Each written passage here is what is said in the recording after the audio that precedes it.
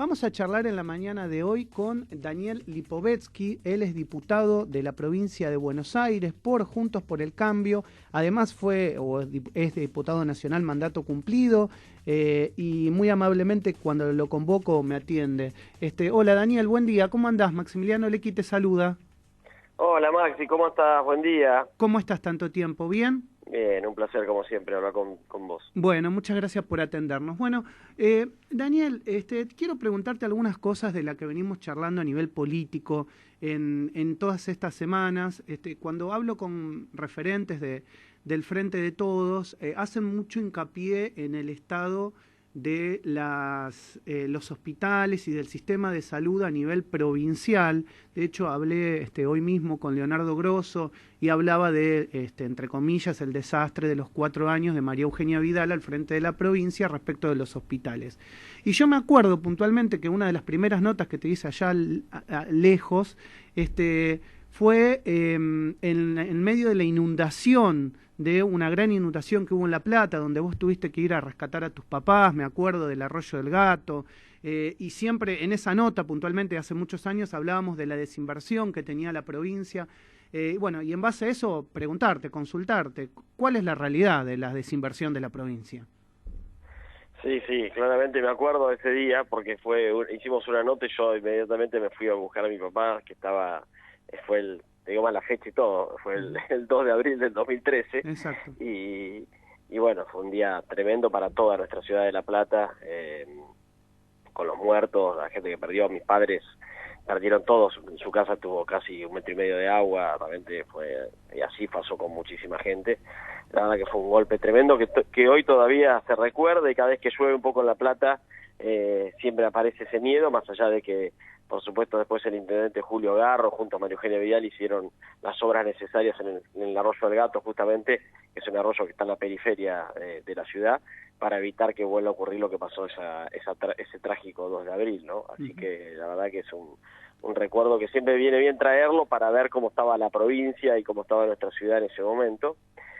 A la colación de lo que vos decías, de lo que hablan respecto a cómo estaba la provincia cuando asumió el gobernador actual Kicillof, ¿no? Y en eso yo te diría, primero ponerlo en un marco.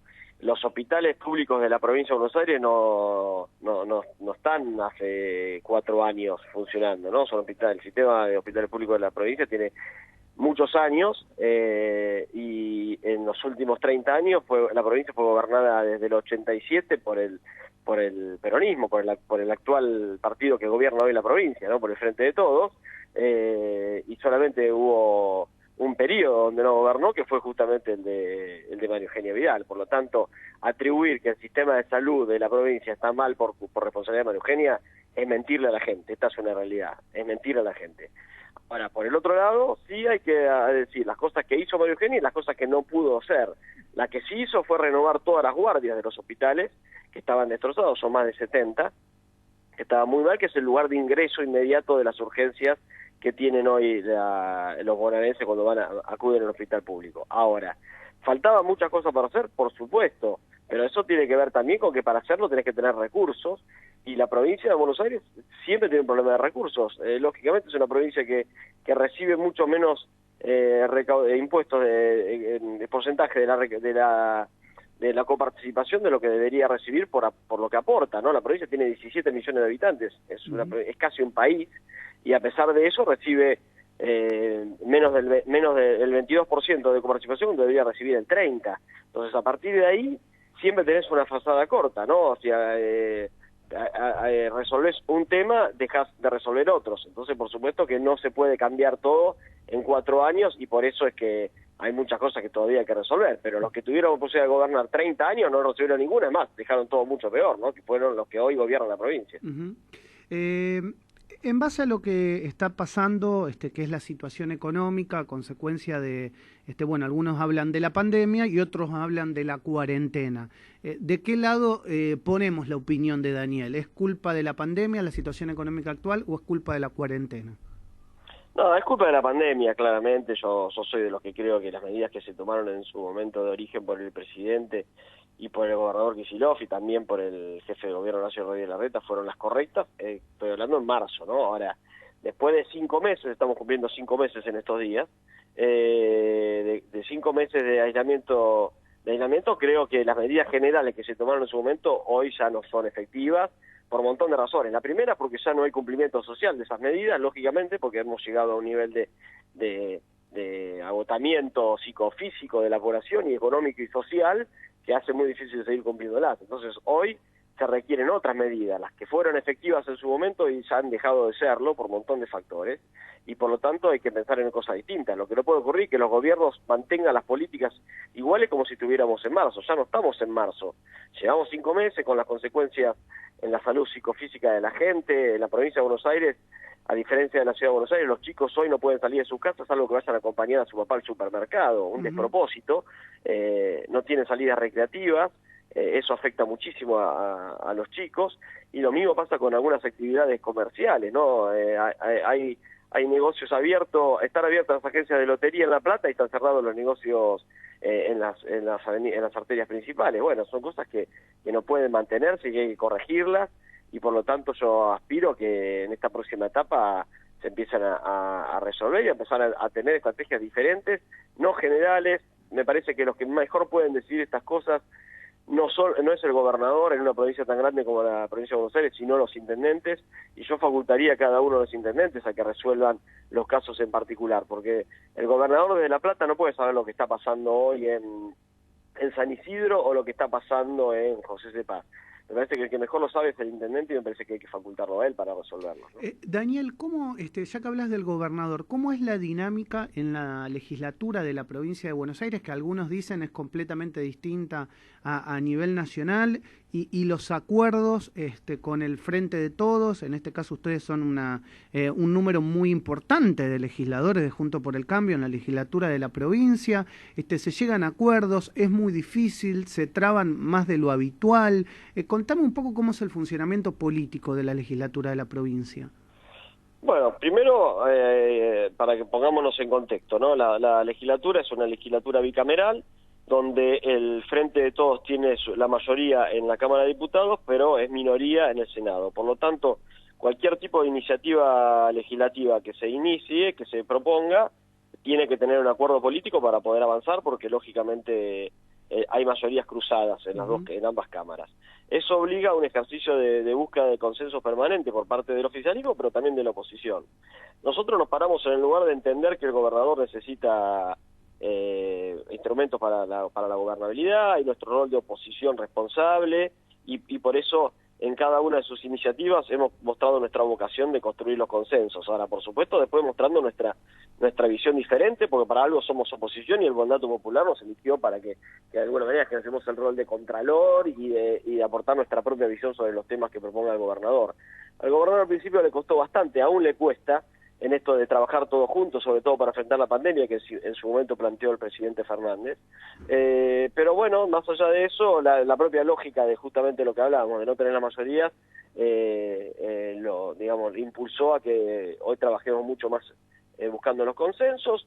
Es un desafío enorme, porque la legislatura, te diría, no está tan acostumbrada a eso, a diferencia de lo que puede pasar en el Congreso Nacional. Pero hemos avanzado. La semana pasada aprobamos el pedido de endeudamiento que pidió el gobernador.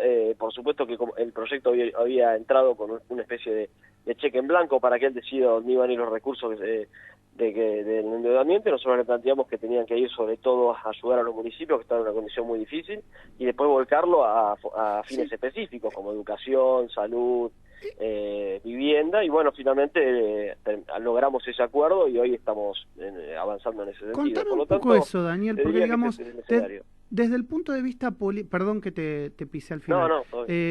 Contame un poco eso, porque desde el punto de vista político, digamos, el gobernador Kicillof, cuando era candidato e inclusive durante todo el periodo de Mauricio Macri, criticó muy fuertemente el endeudamiento, como lo hizo todo el Frente de Todos. Y hoy, llegando a la gobernación o llegando al ejercicio del poder, tiene que endeudarse. Entonces, ¿cómo se ve políticamente esto? Criticar el endeudamiento, pero cuando llegás a gobernar te tenés que endeudar. Bueno, son las grandes contradicciones, digamos, y esta es la doble vara del Frente de Todos, ¿no? Yo creo que ahí lo estamos viendo en un montón de temas, ¿no? Ellos ellos hoy se quejan, por ejemplo, de algún sector de la oposición que es más radicalizada y que yo no la comparto, pero es una realidad que es posible que la haya, cuando un sector del oficialismo o del actual oficialismo fueron oposición radicalizada todo el tiempo y criticaron todo, ¿no? En el caso del gobernador Kicillof, yo le recordaba justamente en mi discurso la semana pasada cuando hablábamos de este tema, de que nosotros estamos votando el endeudamiento sin tener presupuesto, porque él nunca envió el proyecto de ley de presupuesto estando absolutamente vencido el plazo para hacerlo, que le habíamos dado tiempo hasta el 15 de abril, cuando Kicillof sí tuvo la posibilidad de poder analizar el presupuesto, porque nosotros como gobierno lo enviamos todos los años, y él lo votó en contra todos los años, mostrando justamente su posición absolutamente radicalizada. Lo mismo ocurrió cuando votó en contra la actualización del Fondo del Conurbano Bonaerense, que ayudaba a la provincia. Bueno, eso es pararte en una posición donde decís todo que no. Yo creo que está mal, no es lo que hay que hacer, no es lo que la Argentina necesita. Y en el caso del endeudamiento lo mismo.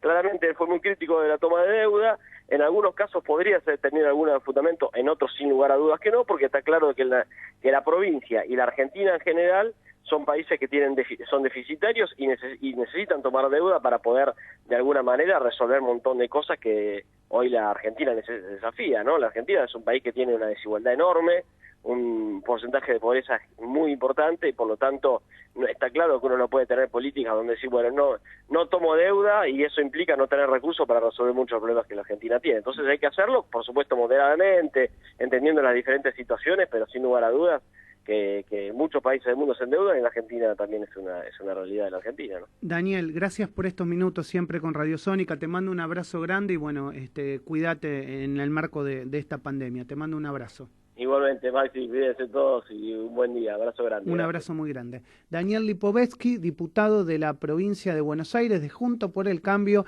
charlando en la mañana de Radio Sónica.